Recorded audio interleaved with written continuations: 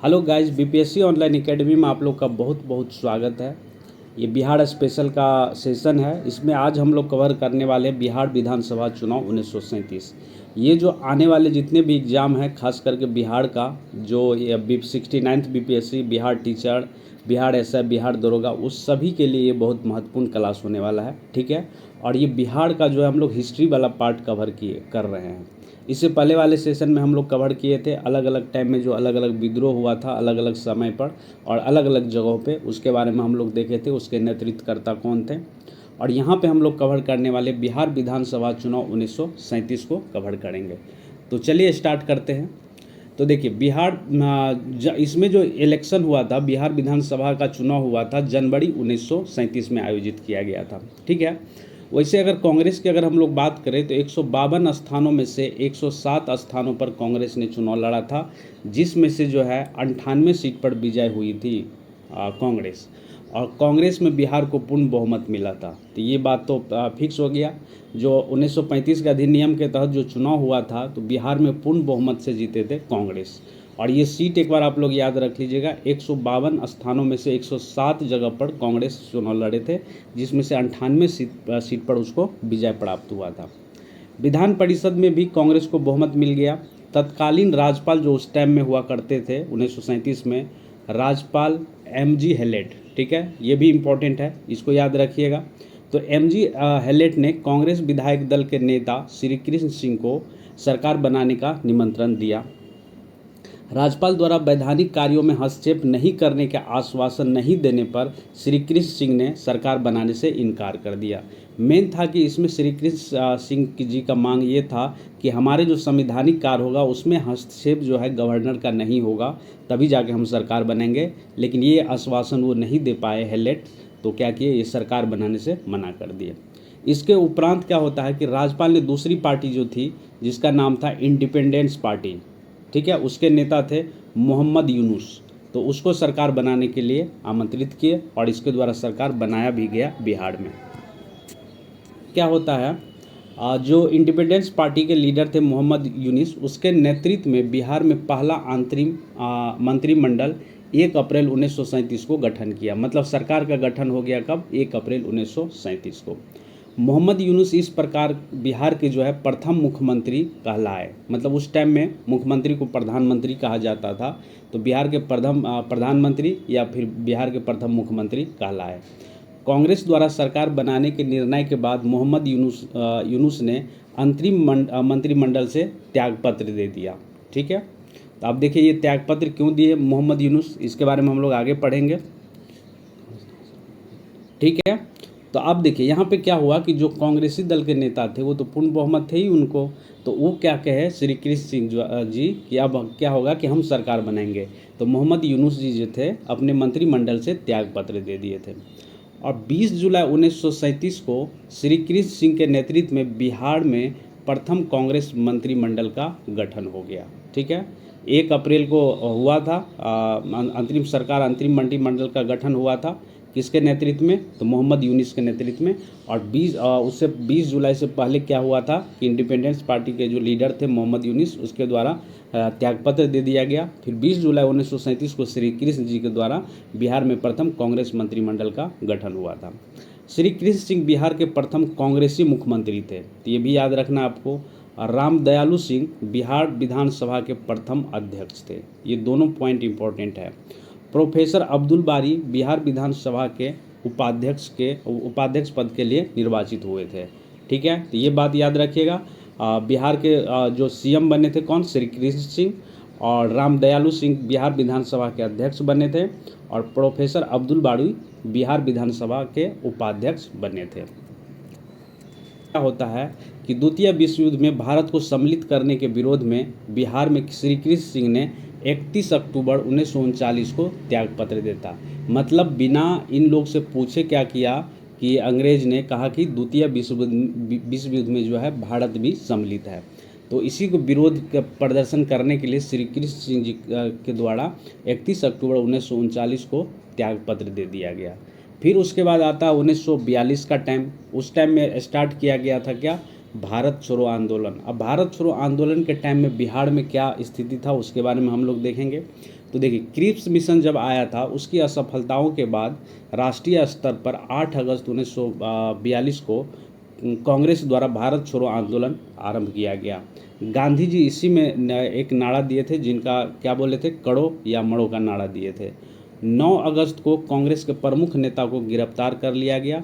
बिहार में राजेंद्र प्रसाद को गिरफ्तार कर लिया करके बांकीपुर जेल भेज दिया।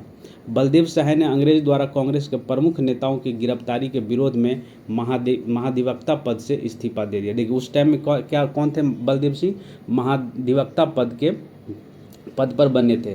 तो जैसे ही कांग्रेस के प्रमुख नेताओं को गिरफ्तार किया गया तो उसके विरोध में बलदेव सहाय जी ने क्या कर दिए, त्यागपत्र दे दिए महाधिवक्ता पद से।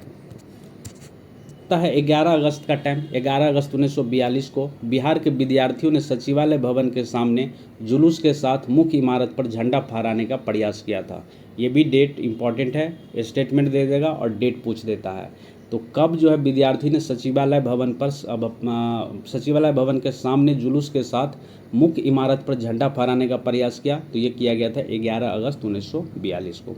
पटना के तत्कालीन जिला अधिकारी जो थे उस टाइम में WG आर्चर, इसके आदेश पर पुलिस ने गोलियां चला दी और 7 छात्रों जो है वहाँ पे शहीद हो गए। अनेक छात्र गंभीर रूप से घायल भी हो गए। इस 7 छात्रों में कौन कौन थे? उमाकांत सिंह थे, रामानंद सिंह थे, सतीश प्रसाद झा थे और राजेंद्र सिंह थे, राम गोविंद सिंह थे और देवीपद चौधरी थे और जगपति कुमार। इस गोलीकांड में शहीद हुए थे ये 7 व्यक्ति। स्वतंत्रता प्राप्ति के बाद सचिवालय के सामने इन 7 शहीदों का स्मारक स्थापित किया गया और इसका शिलान्यास जो किया गया था बिहार के प्रथम जो राज्यपाल थे जयराम दास दौलत राम के द्वारा किया गया, जबकि औपचारिक रूप से अनावरण देश के प्रथम राष्ट्रपति डॉक्टर राजेंद्र प्रसाद के द्वारा 1956 में किया गया। अब 11 अगस्त को गोलीकांड वाले घटना घट गया। 12 अगस्त को क्या होता है, सचिवालय गोलीकांड के विरोध में पटना में पूर्ण हड़ताल कर दिया गया। भारत छोड़ो आंदोलन के दौरान नेपाल में आज़ाद दास्ता का गठन किया गया था। ठीक है, इसका गठन सरकार के विरुद्ध तोड़फोड़ की कार्रवाई और संचार साधनों को नष्ट करने के लिए बेसिकली किया गया था आज़ाद दास्ता का गठन। आज़ाद दास्ता के संस्थापक थे जयप्रकाश नारायण थे। उन्हें गिरफ्तार कर हजारीबाग जेल में रखा गया था भारत छोड़ो आंदोलन के टाइम में। ठीक है, तो 9 नवंबर 1942 को दीपावली के रात में वो अपने 5 साथियों के साथ वहाँ से भाग गया। वो 5 साथी कौन थे? रामानंद मिश्र थे, सूरज नारायण सिंह थे, योगेंद्र शुक्ल थे और कौन थे? गुलाबी सोनार थे और शालिग्राम सिंह थे। ये 5 के साथ जेल से फरार हो गए दीवार कूद कर। ठीक है, उसके बाद वो नेपाल में एंट्री किए और नेपाल में एंट्री करके वहाँ पे आज़ाद दास्ता का गठन किया। आगे है नेपाल में आज़ाद दास्ता का प्रशिक्षण शिविर जो है राजविलास जंगल में गठित हुआ था। इसमें बिहार के युवा को छापामार युद्ध एवं अग्निशास्त्रों को चलाने की शिक्षा दी जाती थी, ट्रेनिंग दी जाती थी और इसके निदेशक कौन थे? तो सरदार नित्यानंद सिंह। आगे है आज़ाद दास्ता में जयप्रकाश नारायण के साथ राम मनोहर लोहिया, अरुणा असफ अली, सूरज नारायण सिंह, योगेंद्र शुक्ल, रामानंद मिश्र एवं अच्युत पटवर्धन आदि समाजवादी नेता शामिल थे। आज़ाद दास्ता के रेडियो प्रचार का दायित्व मिला था राम मनोहर लोहिया को। ठीक है, रेडियो से ये प्रचार किया करते थे और 1943 में के मध्य तक सभी प्रमुख नेता को गिरफ्तार कर लिया गया था। अतः आज़ाद दास्ता का प्रयास धीरे धीरे जो है स्थिर पड़ गया, मतलब धीमा पड़ गया। भारत छोड़ो आंदोलन के दौरान बिहार में छात्रों ने ट्रेन पर कब्जा कर स्वराज ट्रेन नाम से चलाया। ठीक है, स्वराज ट्रेन के नाम से चलाया और सिवान में थाने पर राष्ट्रीय झंडा फहराने की कोशिश में फूलेना प्रसाद श्रीवास्तव को पुलिस की गोलियों का शिकार होना पड़ा। तो ये भी याद रखिएगा, फूलेना प्रसाद श्रीवास्तव को सिवान में पुलिस ने गोली मार दिया था। ठीक है, झंडा फहराने के दरमियान में। भारत छोड़ो आंदोलन में बिहार का मुख्य केंद्र गांधी मैदान था। 1942 ईस्वी में इसका नाम पटना लॉन्च था। ठीक है। बाद में 1948 में इसका नाम जो है गांधी मैदान रखा गया। तो याद रखिएगा, गांधी मैदान का जो नाम था पहले 1942 से पहले पटना लॉन्च था, जो कि 1948 के बाद इसका नाम हमेशा के लिए गांधी मैदान कर दिया गया। अब अगर हम लोग पार्टिकुलरली अगर हम लोग भारत छोड़ो आंदोलन का बात करें तो इसमें से बिहार से केवल अगर बात करें तो 15,000 से अधिक व्यक्ति को बंदी बनाए गए थे। 8,783 से अधिक व्यक्तियों को सज़ा हुई थी, जिसमें से 134 लोग शहीद हुए थे और 362 व्यक्ति इसमें घायल हुए थे।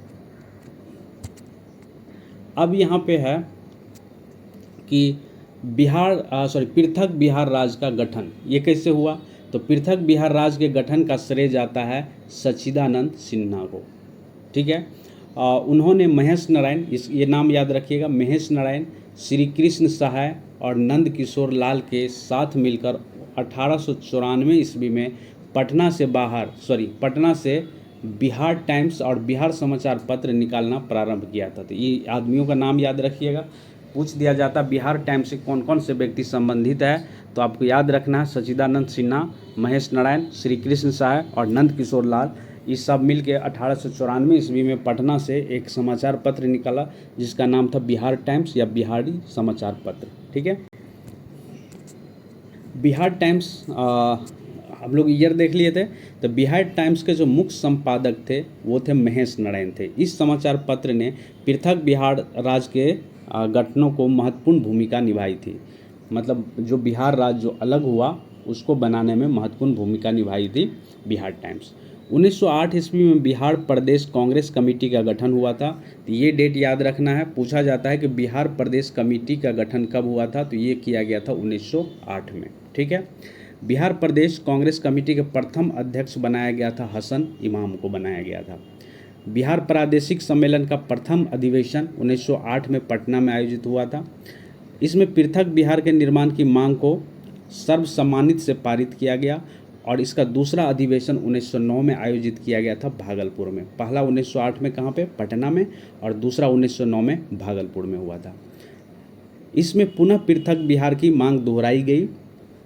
1911 ईस्वी में केंद्रीय विधान परिषद में सच्चिदानंद सिन्हा और मोहम्मद अली ने बंगाल एवं बिहार के विभाजन का प्रस्ताव पेश किया था। तो ये भी पूछा जाता है 1911 ईस्वी में केंद्रीय विधान परिषद में किसके द्वारा जो है विभाजन का प्रस्ताव पेश किया गया था, तो ये किया गया था सच्चिदानंद सिन्हा और मोहम्मद अली के द्वारा किया गया था, ठीक है। फिर उसके बाद 12 दिसंबर 1911 ईस्वी को दिल्ली में आयोजित शाही दरबार में बिहार और उड़ीसा के क्षेत्र को बंगाल से पृथक कर एक नए राज्य के रूप में घोषित कर दिया गया। अब यहाँ पे हम लोग देखने वाले हैं आधुनिक बिहार से संबंधित अन्य कुछ तथ्य हैं, उस पर हम लोग बात करेंगे। 1937 ईस्वी में मोहम्मद अली जिन्ना ने बिहार का भ्रमण कर मुस्लिम लीग की प्रचार प्रसार किया। तो याद रखिएगा मोहम्मद अली जिन्ना बिहार में कब भ्रमण किए थे, तो 1937 में। काहे के लिए किए थे भ्रमण, तो ये मुस्लिम लीग की प्रचार प्रसार के लिए। 1938 में अब्दुल कयूम अंसारी ने मोमिन कांग्रेस की स्थापना की। उन्होंने कांग्रेस के प्रति स्वामी भक्त रहते हुए बिहार में मुस्लिम लीग के प्रभावों को कम करने का प्रयास किया, ठीक है। ये दोनों नाम याद रखिएगा, ये नाम याद रखिएगा, अब्दुल कयूम अंसारी, ठीक है। 1938 में क्या किए थे, जिन्ना जी मुस्लिम लीग को प्रचार प्रसार कर रहे थे, लेकिन अब्दुल कयूम अंसारी जी क्या कर रहे थे, मुस्लिम लीग के प्रभावों को कम करने का प्रयास किया था। 1938 ईस्वी में आदिवासी महासभा का गठन हुआ। आदिवासी महासभा का कब गठन हुआ था, तो 1938 में। इसके अध्यक्ष बने थे थियोडोर सुरीन, ठीक है। कौन, थियोडोर सुरीन इसके अध्यक्ष बने थे। कालांतर में इसके प्रभावशाली नेता राम जयपाल सिंह हुए थे, ठीक है।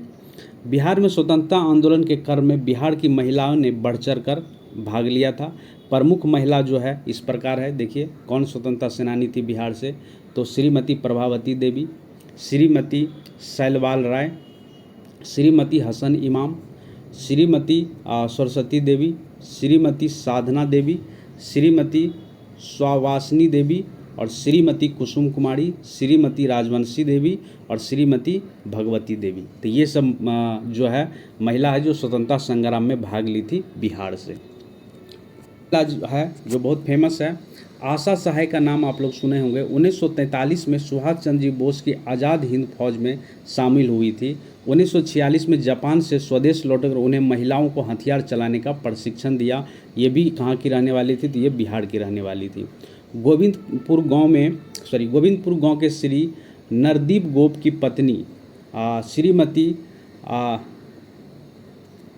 कौन थे? गोविंदपुर के श्री नरसिंह गोप की पत्नी श्रीमती जिरियावती देवी ने 16 अंग्रेज सिपाहियों को गोली मार दी थी। देखिए कितने हिम्मत वाली लेडीज थी श्रीमती जिरिया देवी, जो कि नरसिंह गोप की पत्नी थी। 16 अंग्रेजों को गोली से भून दिया था। राष्ट्रीय आंदोलन के प्रसार में बिहार के साहित्य का भी योगदान रहा, जिसमें राजेंद्र प्रसाद ने चंपारण में महात्मा गांधी और खादी का अर्थशास्त्र पुस्तकों की रचना की थी। ठीक है, बुक का नाम पूछा जा सकता है। जो है राजेंद्र प्रसाद द्वारा कौन सा बुक लिखा गया था? चंपारण में महात्मा गांधी एवं खादी का अर्थशास्त्र, ये पुस्तक लिखा गया था डॉक्टर राजेंद्र प्रसाद के द्वारा। यहाँ पे और भी 2 बुक लिखा गया था, जो कि उस टाइम में बिहार की स्थिति को, दुर्दशा को दर्शाता था। ये लिखा गया था पंडित जगन्नाथ प्रसाद चतुर्वेदी के द्वारा, और बुक का नाम था भारत की वर्तमान दशा। क्या नाम था? भारत की वर्तमान दशा। और एक और बुक लिखा था स्वदेशी आंदोलन। ये पुस्तक का रचना किया गया था पंडित जगन्नाथ प्रसाद चतुर्वेदी के द्वारा।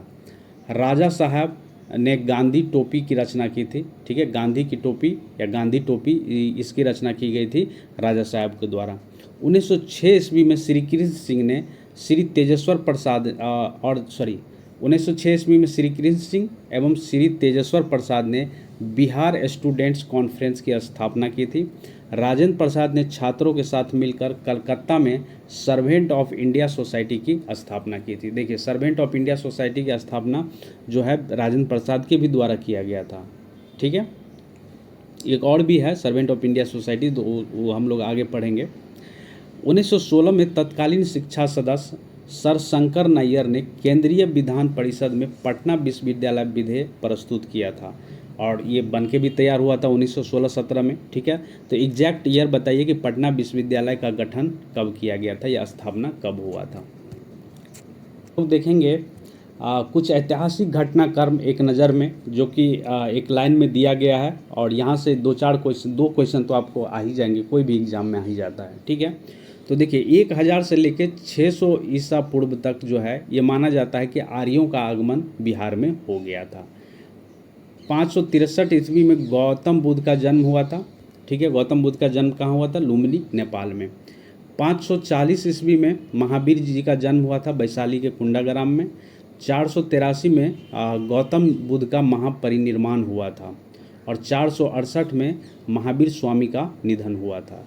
544 ईस्वी में क्या हुआ था? तो इसमें हुआ 540 ईसा पूर्व में हुआ था बिंबिसार द्वारा मगध का उत्थान और हरियंका वंश का स्थापना किया गया था।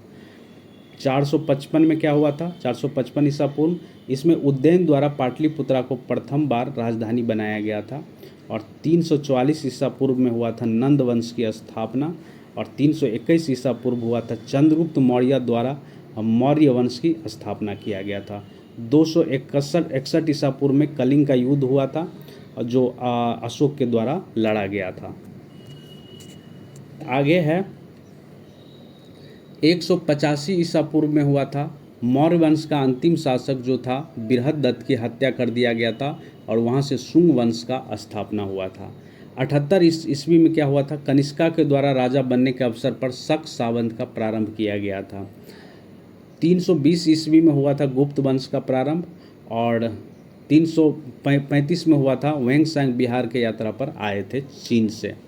673 ईस्वी में हुआ था स्टिंग की बिहार की यात्रा, और 750 ईस्वी में पाल वंश की स्थापना की गई थी गोपाला के द्वारा। 1158 में बख्तियार खलजी का बिहार शरीफ पर विजय हुआ था, और 1225 में इल्तुतमिश का बिहार बंगाल पर अभियान चलाया गया था इल्तुतमिश के द्वारा। ठीक है, तो कब चला गया था? 1225 में इल्तुतमिश के द्वारा बिहार बंगाल का अभियान चलाया गया था।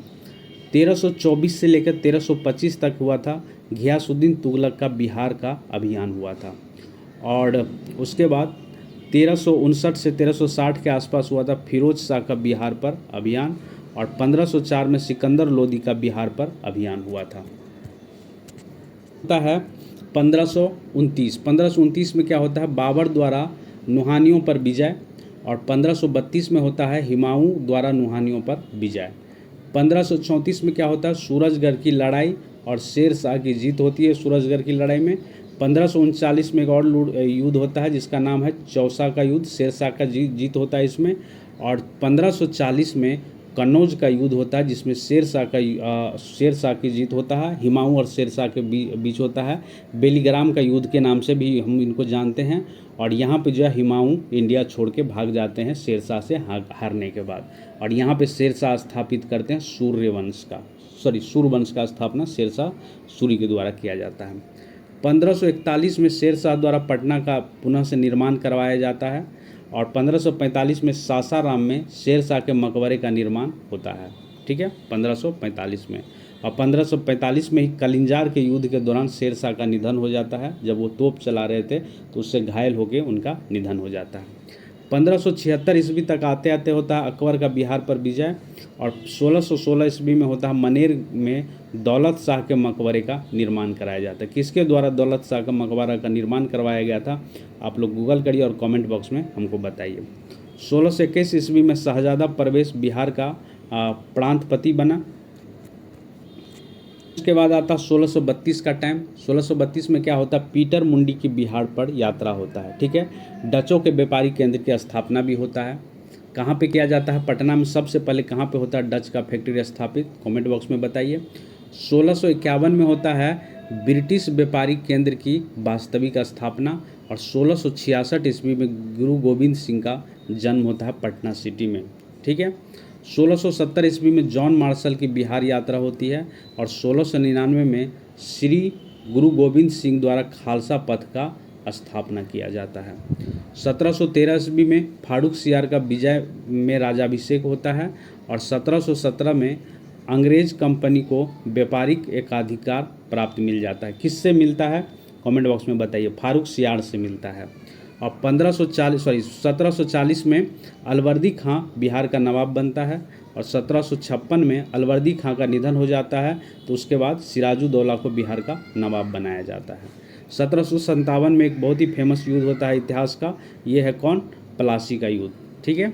तो इसका एग्जैक्ट डेट बताइए कि प्लासी का युद्ध किस डेट को लड़ा गया था। 1764 में फिर एक युद्ध होता है बक्सर का युद्ध, इसका भी डेट आप लोग को बताना है। बक्सर की लड़ाई ख़त्म होती है तो यहाँ पे एक संधि साइन किया जाता है, ठीक है। अब ये संधि कौन सा है, 1765 में इलाहाबाद की संधि साइन होता है। 1770 में बिहार में भीषण अकाल होता है। और 1784 में गोलघर का निर्माण किया जाता है, क्योंकि यहाँ पे जो है 2 बार अकाल पड़ा था और 1784 के आसपास भी पड़ा था उससे पहले। तो मतलब कि अन्न को जो है या फसल को जो है भंडार करके रखा जाए, इसीलिए गोलघर का निर्माण किया गया था। तो गोलघर का निर्माण जो किया गया था किसके द्वारा करवाया गया था, कमेंट बॉक्स में आप बताइए। 1821 ईस्वी में क्या हुआ कि बिहार में बहाबियों का आंदोलन प्रारंभ हुआ। 1855-56 में संथाल विद्रोह होता है। 1856 में मुजफ्फरपुर में लोटा विद्रोह होता है। यहाँ पे क्या होता है कि कैदियों को जो होता है पीतल का लोटा दिया जाता है, लेकिन एक नियम के अनुसार उस सबको क्या किया जाता है कि मिट्टी का लोटा दिया जाता है। तो इसी के विरोध में मुजफ्फरपुर में विद्रोह हुआ था, जिनको लोटा विद्रोह के नाम से हम लोग जानते हैं। और ये विद्रोह खत्म होने के बाद फिर से अंग्रेज ने राजी हो गए थे कि पीतल का लोटा देने के लिए। 1857 ईस्वी में देवघर से बिहार में 1857 की क्रांति प्रारंभ होती है। और 1865 में पटना अभियान द्वारा बहाबियों आंदोलन का दमन कर दिया जाता है अंग्रेज़ों के द्वारा। आगे है कि 1874 में बिहार में अकाल फिर से पड़ता है। और 1884 ईस्वी में राजेंद्र प्रसाद का जन्म होता है जीरादई सिवान में, ठीक है, सिवान डिस्ट्रिक्ट में। और 1899 से 1900 के बीच होता है बिरसा का आंदोलन यहाँ पे। और 1906 ईस्वी में बिहार स्टूडेंट कॉन्फ्रेंस की स्थापना की जाती है। और 1908 में मुजफ्फरपुर बम कांड, बिहार प्रदेश कांग्रेस कमेटी का गठन होता है। 2 चीज़ इंपॉर्टेंट होता है 1908 में। 1911 में क्या होता है, पृथक बिहार बनाने की घोषणा होती है। और 1912 में पृथक प्रांत के रूप में बिहार का स्थापना होता है। 1913 में पटना में सचिंद्र नाथ सन्याल द्वारा अनुशीलन समिति का गठन किया जाता है। तो ये भी क्वेश्चन अक्सर पूछा जाता है, पटना में किसके द्वारा अनुशीलन समिति का गठन किया जाता है? तो ये किया जाता है सचिंद्र नाथ सन्याल के द्वारा 1913 में। आगे है 1914 में ताना भगत आंदोलन हुआ था और 1916 में पटना उच्च न्यायालय की स्थापना और बिहार में होम रूल आंदोलन का प्रारंभ किया हुआ था इसमें। ठीक है, तो इस दरमियान एनी बेसेंट 2 बार बिहार की यात्रा किए हुए थे। 1917 में होता है क्या कि बिहार पटना विश्वविद्यालय की स्थापना होता है 1917 में। 1919 में बिहार में खिलाफत आंदोलन प्रारंभ होता है। स्वामी विद्यानंद के नेतृत्व में किसान आंदोलन, 2 चीज़ स्टार्ट होता है, खिलाफत आंदोलन एवं किसान आंदोलन दोनों स्टार्ट होता है। 1920 के टाइम में बिहार में असहयोग आंदोलन और उसके बाद मजरूल हक द्वारा पटना में सदाकत आश्रम की स्थापना की जाती है। 1921 ईस्वी में महात्मा गांधी द्वारा विद्यापीठ की स्थापना होता है और 1923 में बिहार में स्वराज दल का गठन किया जाता है और 1929 में प्रांतीय किसान सभा का गठन होता है। और प्रांतीय किसान सभा का गठन कहाँ पे किया जाता है बिहार में? कमेंट बॉक्स में बताइए हमको। 1930 में क्या होता है? बिहार में नमक सत्याग्रह प्रारंभ होता है। 1931 में बिहार सोशलिस्ट पार्टी का गठन होता है और 1934 में बिहार सोशलिस्ट पार्टी की औपचारिकता स्थापना की जाती है। 1937 में बिहार प्रांतीय चुनाव होता है जिसमें कांग्रेस जो है पूर्ण बहुमत के साथ विजय होती है। नेक्स्ट है 1937 में क्या देखे थे? 1937 में बिहार का प्रांतीय चुनाव होता है और कांग्रेस को पूर्ण बहुमत मिलता है, लेकिन कांग्रेस सरकार नहीं बनाते हैं। 1939 में कांग्रेस मंत्रिमंडल का त्यागपत्र दिया जाता है क्योंकि बिना पूछे ही उन्होंने घोषणा कर दिया था अंग्रेजों द्वारा कि भारत भी द्वितीय विश्व युद्ध में लड़ रहे हैं। 1940 ईस्वी में फॉरवर्ड ब्लॉक की बिहार शाखा का गठन होता है। 1942 में भारत छोड़ो आंदोलन में बिहार भी शामिल होता है और पटना सचिवालय गोलीकांड जो घटित होता है 11 अगस्त 1942 को, जिसमें 7 छात्र जो है बिहार के शहीद हो जाते हैं। 1942 में फिर क्या होता है? आज़ाद दस्ता का गठन किया जाता है जयप्रकाश नारायण और उसके सहयोगियों के द्वारा नेपाल में। ठीक है, राजविलास जंगल में किया जाता है और वहाँ पे बम चलाने तोड़फोड़ करने का प्रशिक्षण दिया जाता है। 1946 में श्री कृष्ण सिंह के नेतृत्व में अंतरिम सरकार का गठन होता है और 1947 में 15 अगस्त 1947 को भारत जो है औपनिवेशिक शासनकाल से स्वतंत्र हो जाता है। तो ये था कुछ हिस्ट्री वाला पार्ट बिहार का और ये कालक्रम था जो कि आपको याद होना चाहिए। तो आज का सेशन हम लोग यहीं पे रखते हैं और इस सेशन के बाद जो स्टार्ट करेंगे हम लोग बिहार का ज्योग्राफी के बारे में हम लोग पढ़ेंगे। ठीक है, तो आई होप कि ये सेशन आप लोग को अच्छा लगा होगा। Thank you for watching BPSC online academy. अगर अच्छा लगा तो सेशन को लाइक कर दीजिए, शेयर कर दीजिए और जो नए लोग देख रहे हैं हमारे चैनल को प्लीज़ सब्सक्राइब कर लीजिए। ठीक है, तो मिलते हैं अगले सेशन में बिहार का भूगोल का टॉपिक लेके। धन्यवाद।